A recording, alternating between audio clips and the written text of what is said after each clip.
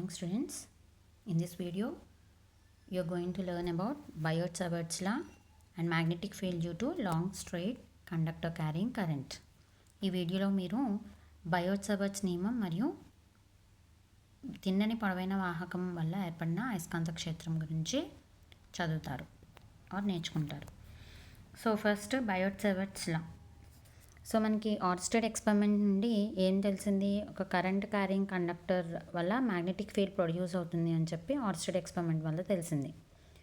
So 1820లో బయోట్ and Savart వీళ్ళు number of experiments various current carrying కండక్టర్స్తో perform చేసి వాళ్ళు మ్యాగ్నెటిక్ ఫీల్డ్ని స్టడీ చేసి అట్ లాస్ట్ ఒక రిలేషన్ని తీసుకొచ్చారు. దాన్ని మనం బయోట్-సవర్ట్స్ లా అని చదువుతున్నాం.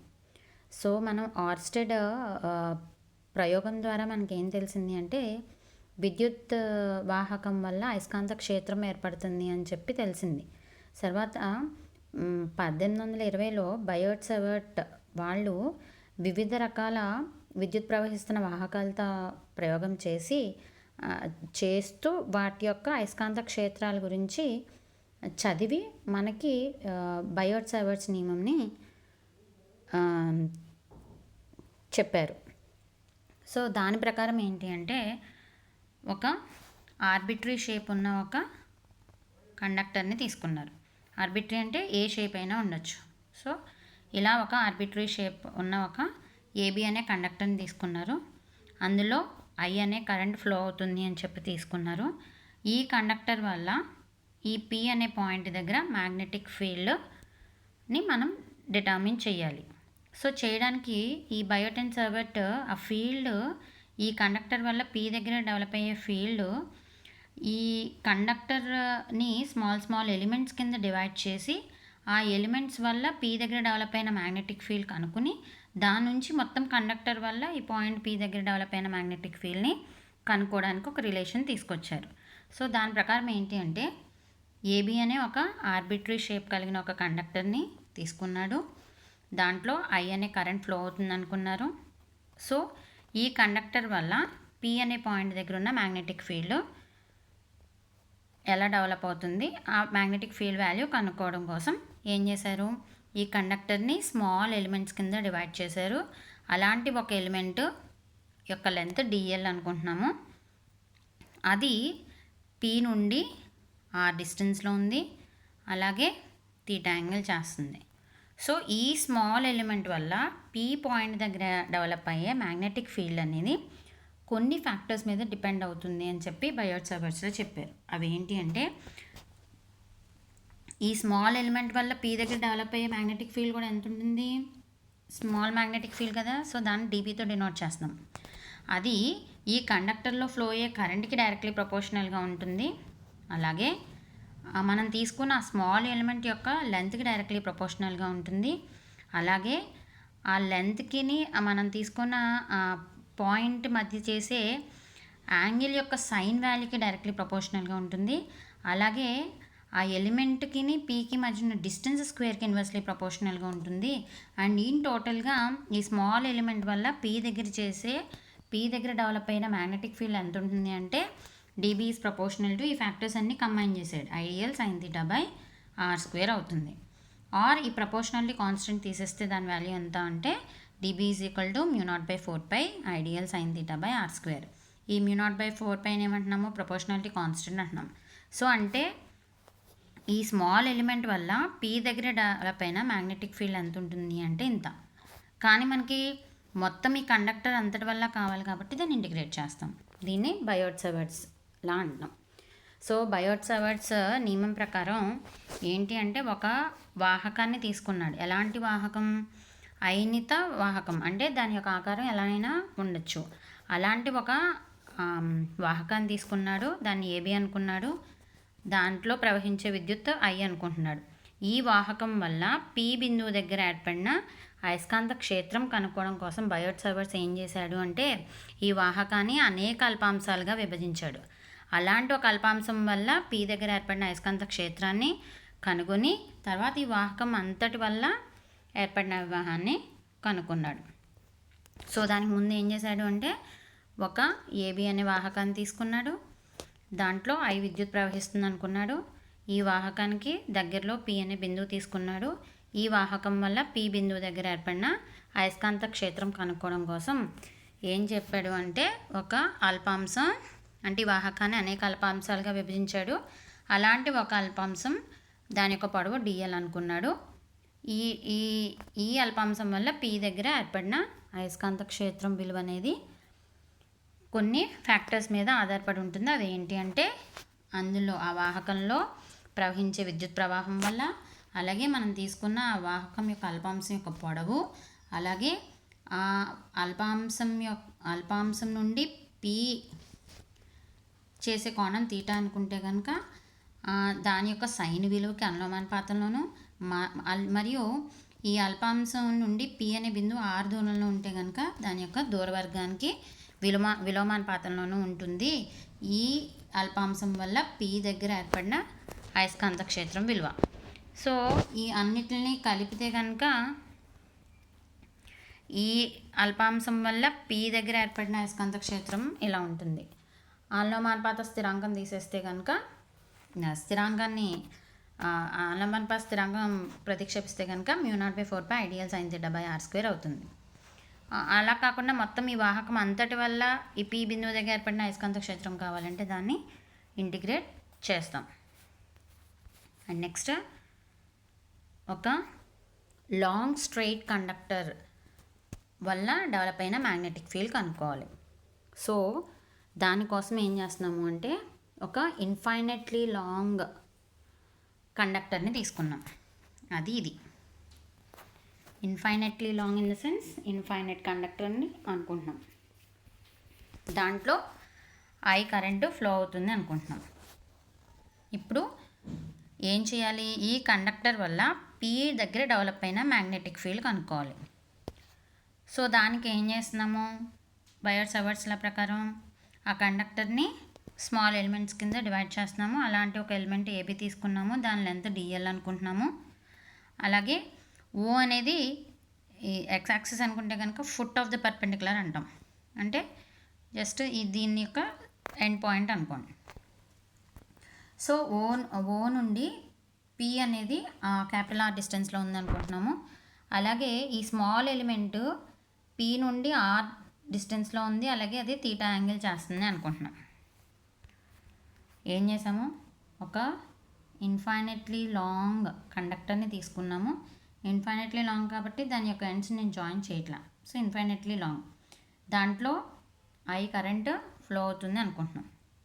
ఇప్పుడు ఈ కండక్టర్ వల్ల P దగ్గరే డెవలప్ అయ్యే మ్యాగ్నెటిక్ ఫీల్డ్ కనుక్కోవాలి. సో దానికి ఏం చేస్తున్నాము అంటే, ఓని ఫుట్ ఆఫ్ ద పర్పెండిక్యులర్ అనుకుంటున్నాము. ఈ P అనేది కండక్టర్ నుంచి క్యాపిటల్ R డిస్టెన్స్లో ఉంది అనుకుంటున్నాము. అలాగే ఈ కండక్టర్ని స్మాల్ ఎలిమెంట్స్ కింద డివైడ్ చేస్తున్నాం. అలాంటి ఒక ఎలిమెంట్ AB అనుకుంటున్నాము, దాని లెంత్ dl అనుకుంటున్నాం. సో O నుండి AB ఎంత డిస్టెన్స్లో ఉంది అంటే స్మాల్ l డిస్టెన్స్లో ఉంటుంది. ఇప్పుడు AB ఇది ఈ ఎలిమెంట్ P R డిస్టెన్స్లో ఉంది అనుకుంటున్నాము, అది తీటా యాంగిల్ చేస్తుంది అనుకుంటున్నాం. ఆటోమేటిక్గా ఇది ఏమవుతుంది, 180 - తీటా అవుతుంది. అండ్ ఇక్కడ యాంగిల్ OPA ఆర్ OPB ఏదైనా తీసుకోవచ్చు. దాని వాల్యూ ఎంత అంటే ఆల్ఫా అనుకుంటున్నాం. ఇది ఫిగర్. సో ఇప్పుడు ఈ బయోట్-సవర్ట్స్ల ప్రకారం ఈ స్మాల్ ఎలిమెంట్ వల్ల P దగ్గర చేసే మ్యాగ్నెటిక్ ఫీల్డ్ వాల్యూ బయోట్-సవర్ట్స్ లా నుంచి ఎంత ఉంటుంది అంటే, dB = μ0/4π IDL sin θ/r² అయింది. సో మొత్తం కండక్టర్ అంతటి వల్ల కావాలి అంటే ఇంటిగ్రేషన్. ఇది అర్థమైంది కదా. యాంగిల్ PAO ఎంత అవుతుంది, ఇది తీటా కాబట్టి ఈ మొత్తం యాంగిల్ ఇది తీటా కదా. సో ఈ మొత్తం యాంగిల్ ఏమవుతుంది, 180 - తీటాయే కదా. సో అంటే ఇది 180 - తీటా అవుతుంది. అలాగే OPA ఈ వాల్యూ ఆల్ఫా అవుతుంది. ఇప్పుడు ఏం చేసాము, ఈ స్మాల్ ఎలిమెంట్ వల్ల P దగ్గర డెవలప్ అయిన మ్యాగ్నెటిక్ ఫీల్డ్ ఫ్రమ్ బయోట్-సవర్ట్స్లా ఇంత ఉంటుంది. సో మొత్తం మన కండక్టర్ అంతటి వల్ల కావాలి అంటే ఇంటిగ్రేషన్ చేస్తాం. ఆ లిమిట్స్ ఏమవుతాయి, ఇన్ఫైనెట్లీ లాంగ్ కండక్టర్ ఉన్నాం కాబట్టి లిమిట్స్ -∞ టు +∞ ఉంటాయి. సో అది ఈక్వేషన్. ఇప్పుడు ట్రయాంగిల్ OPA ఈ ట్రయాంగిల్ కన్సిడర్ చేస్తున్నాం. దీని నుంచి sin θ కావాలి, అంటే sin 180 - θ ఎంత అవుతుంది, R/R, opposite side by hypotenuse. And అలాగే ఆర్ని ఎలా రాసుకోవచ్చు, R² R² + L² are R √R² + L². So అప్పుడు ఆటోమేటిక్గా sin θ ఇది ఏమవుతుంది, స్మాల్ r అంటే √R² + L². సో ఇప్పుడు వీటిని ఈక్వేషన్ 2లో సబ్స్టిట్యూట్ చేస్తున్నాం. సో R అండ్ sin θ ఈ వాల్యూ, sin θ వాల్యూని ఇందులో సబ్స్టిట్యూట్ చేస్తే ఈక్వేషన్ B ఏమవుతుంది, μ0I/4π ఇంటిగ్రల్ -∞ టు +∞ dl అలాగే ఉంటుంది. sin θ ప్లస్లో ఏం రాయాలి, R/R, అంటే ఇంటిగ్రల్ దగ్గర ఏమొస్తుంది, R dl వస్తుంది. sin θ ప్లేస్లో మనం R సబ్స్టిట్యూట్ చేసాం, బై R² ప్లేస్లో ఏం రాయొచ్చు, R² + L² హోల్ స్క్వేర్, అంటే R² + L². మళ్ళీ ఇక్కడ ఏం చేసాము, న్యూమరేటర్లో R రాసాం, మరి sin θ ప్లేస్లో R రాయాలి కాబట్టి √R² + L² అవుతుంది. అది ఈక్వేషన్. ఏం చేసాము, ఫస్ట్ ఒక లాంగ్ స్ట్రైట్ కండక్టర్ తీసుకున్నాము, దాంట్లో I కరెంట్ ఫ్లో అవుతుంది అనుకుంటున్నాము. ఈ కండక్టర్ నుండి R డిస్టెన్స్లో ఒక పాయింట్ P తీసుకున్నాము. ఈ కండక్టర్ వల్ల P దగ్గర డెవలప్ అయిన మ్యాగ్నెటిక్ ఫీల్డ్ కనుక్కోవడం కోసం ఈ కండక్టర్ని స్మాల్ ఎలిమెంట్స్ కింద డివైడ్ చేస్తాం. అలాంటి ఒక ఎలిమెంట్ AB తీసుకున్నాము, దాని లెంత్ dl అనుకుంటున్నాము.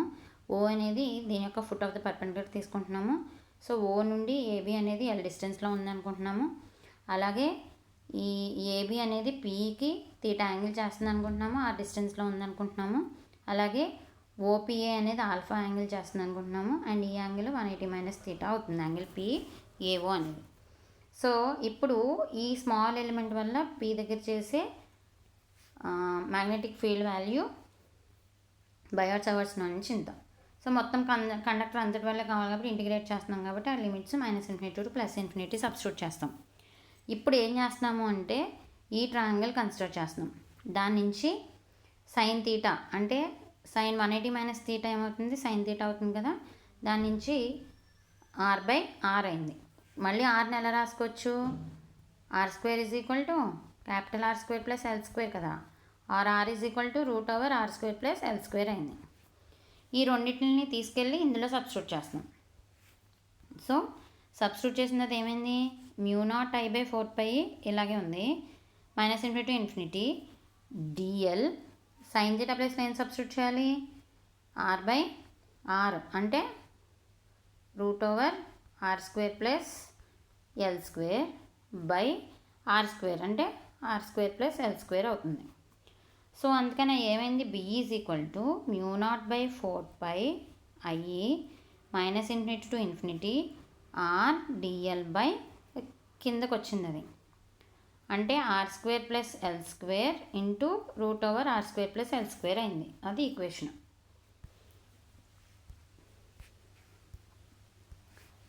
సో √R²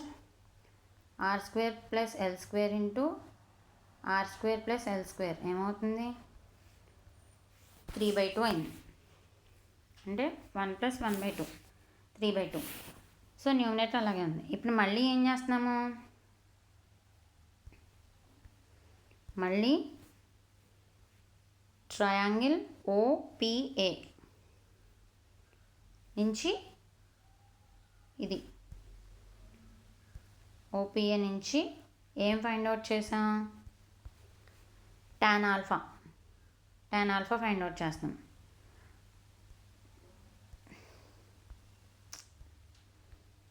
tan ఆల్ఫా ఏమవుతుంది,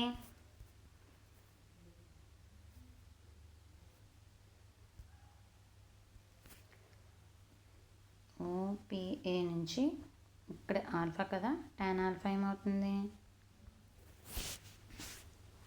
opposite side by adjacent side L/R, అవునా. సో L/R, సో L/R అయినప్పుడు ఆటోమేటిక్గా ఏమైంది, ఇది L, ఇది R, ఇది R, ఇది ఆల్ఫా. సో ఇప్పుడు tan ఆల్ఫా ఫైండ్ అవుట్ చేస్తున్నాం. So opposite side by adjacent side L/R అయింది. Or L is equal to R tan alpha, or dL ఏమవుతుంది, R sec² ఆల్ఫా. ఇప్పుడు వీటిని ఈక్వేషన్లో సబ్స్టిట్యూట్ చేస్తున్నాం. చేసినప్పుడు ఆటోమేటిక్గా లిమిట్స్ ఏమవుతాయి, -∞ వల్ల tan తీసుకుంటున్నాం కాబట్టి -π/2 అవుతుంది, +∞ వల్ల +π/2 అవుతుంది. అలాగే డిఎల్ ప్లేస్లో ఏం సబ్స్టిట్యూట్ చేస్తున్నాం, R sec² alpha d alpha substitute చేస్తున్నాం. అలాగే R² + L² బదులు R² అలాగే ఉంటుంది, L² ప్లేస్లో ఏం సబ్స్టిట్యూట్ చేస్తున్నాం, R² tan² ఆల్ఫా అవుతుంది. సో అవి సబ్స్టిట్యూట్ చేసి సింప్లిఫై చేసినప్పుడు ఏమవుతుంది, R² sec² alpha d alpha. అలాగే ఇందులో చూడండి R² కామన్ తీస్తే 1 + tan² ఆల్ఫా అవుతుంది. ఇక్కడ హోల్ పవర్ 3/2 ఉంది. ఇక్కడ ఈ ఈక్వేషన్లో R² కామన్ తీసి 1 + tan² ఆల్ఫా హోల్ పవర్ 3/2, ఇక్కడ కూడా హోల్ పవర్ 3/2 కదా. సో స్క్వేర్ క్యాన్సిల్ అయిపోతే R³ × 1 + tan² ఆల్ఫా 3/2 అవుతుంది. ఈ ఈక్వేషన్ వచ్చింది. సో ఇందులోంచి R² R³ క్యాన్సిల్ అయిపోతే కనుక ఈక్వేషన్ ఏమవుతుంది, μ0I/4 పైన sec² ఆల్ఫా మిగులుతుంది, కింద R sec³ ఆల్ఫా మిగులుతుంది. sec² క్యాన్సిల్ అయిపోతే 1/sec ఆల్ఫా డి ఆల్ఫా మిగులుతుంది. So 1/sec alpha d alpha is nothing but cos alpha. Cos ఆల్ఫాని మళ్ళీ ఇంటిగ్రేట్ చేస్తే సైన్ ఆల్ఫా అయింది. సైన్ ఆల్ఫా లిమిట్ సబ్స్టిట్యూట్ చేసాం, upper limit lower limit. Lower limit substitute చేసినప్పుడు -sin of -π/2 nothing but sin of -θ is -sin θ, so +sin π/2 అవుతుంది. sin 90 value 1, దీని value 1, so 2 అయింది. 2 4 cancel అయిపోతే μ0I/2πr. సో ఒక infinite long straight conductor తీసుకున్నప్పుడు దానివల్ల develop అయిన మ్యాగ్నెటిక్ ఫీల్డ్ ఎంత ఉంటుంది అంటే B = μ0I/2πr. తిన్నని పొడవైన వాహకాన్ని తీసుకున్నట్లయితే కనుక దాని యొక్క అయస్కాంత క్షేత్రం విలువ μ0I/2πr ఉంటుంది.